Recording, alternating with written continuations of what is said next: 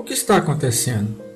Fui um homem rico na terra, até ajudei os pobres, era espírita, trabalhador, e vejo aqui um pipoqueiro com mais privilégios do que eu.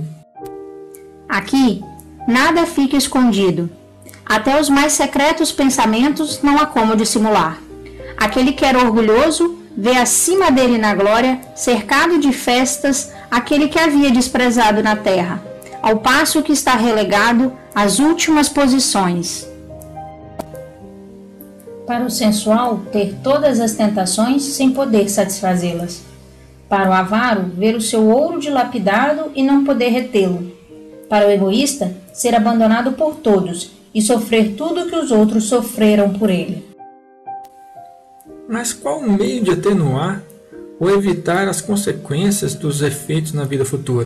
Se desfazer deles reparando o mal o mais rápido possível, não deixando para mais tarde, que poderá estar ainda mais agravada e penosa.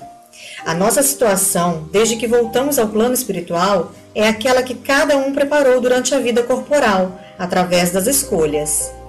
Mais tarde, uma nova encarnação lhe é dada para expiação e reparação por meio de novas provas. Em virtude do livre-arbítrio, cabe ou não aproveitar as oportunidades de reajustamento. Se não é aproveitada, é uma tarefa a recomeçar, cada vez em situação mais penosa. De sorte que aquele que sofre muito sobre a terra, pode-se dizer que tenha muito a expiar. Já os que gozam de uma felicidade aparente, entre os seus vícios e sua inutilidade, pagarão caro numa existência ulterior. Mas onde fica a misericórdia de Deus?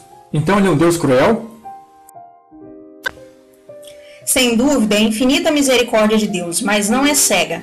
O culpado a qual perdoa não está livre enquanto não tenha satisfeito a justiça sobre as consequências das suas faltas. É preciso entender que Deus não é inexorável e que deixa sempre aberta a porta de retorno ao bem. Então, as penas são temporárias e subordinadas ao arrependimento e à reparação, e que só depende da nossa vontade. São ao mesmo tempo castigo e os remédios que devem curar as feridas do mal. Somos iguais a doentes no hospital, sofremos de doenças decorrentes de nossas faltas, mas com a esperança de sarar. E saramos mais depressa se seguimos a prescrição do médico Jesus. E se prolongamos os sofrimentos por nossas faltas, o médico nada tem com isso. As penas que o espírito sofre na vida espiritual vêm se juntar às da vida corporal, que são consequências das imperfeições de suas paixões, do mau uso das suas faculdades. É na vida corporal que o espírito repara o mal de suas existências anteriores e que põe em prática as resoluções tomadas na vida espiritual. Assim se explica as misérias e as vicissitudes que aparentemente não têm razão de ser, servindo de quitação do passado e adiantamento para o futuro. Estamos regidos pela lei do progresso. Deus nos criou simples e ignorantes, dando-nos oportunidades iguais. Claro que se ele quisesse, poderia nos ter criado infalíveis e perfeitos. Se não o fez, foi porque na sua sabedoria quis que o progresso fosse a lei geral. Diante disso, dizer que Deus não é bom e nem justo seria uma revolta contra ele. Haveria injustiça se tivesse criado seres privilegiados, uns mais favorecidos do que os outros, gozando, sem trabalho, a felicidade que os outros alcançam com dificuldade ou não a podem jamais alcançar. Mas onde a sua justiça brilha é na igualdade absoluta. Todos têm o mesmo ponto de partida, nenhum que seja na sua formação é melhor dotado do que os outros. Até os que já chegaram ao objetivo, os espíritos perfeitos passaram pelas fieiras das provas e da inferioridade. O caminho da liberdade está aberto a todos. O objetivo é o mesmo para todos. As condições para alcançá-lo são as mesmas para todos. A lei gravada em todas as consciências é ensinada a todos. Deus fez da felicidade o prêmio do trabalho e não do favor, a fim de que cada um dela tivesse o mérito. Cada um está livre de trabalhar ou de nada fazer para o seu adiantamento.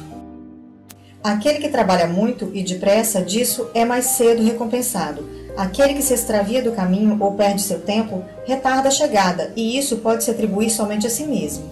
O bem e o mal são voluntários e facultativos. Sendo o homem livre, não é impelido nem para um e nem para o outro. Apesar da diversidade dos gêneros e dos graus de sofrimento dos espíritos imperfeitos, o Código Penal da Vida Futura pode ser resumido assim: o sofrimento está ligado à imperfeição. Toda imperfeição e toda falta que lhe é consequente carrega consigo o seu próprio castigo, por suas consequências naturais e inevitáveis. Como a doença é a consequência dos excessos, o tédio da ociosidade, sem necessidade de uma condenação especial para cada falta e cada indivíduo. Todo homem, podendo se desfazer das suas imperfeições por efeito da sua vontade, pode se poupar dos males que são as suas consequências e assegurar a sua felicidade futura. A cada um segundo as suas obras, no céu como na terra, tal é a lei da justiça divina.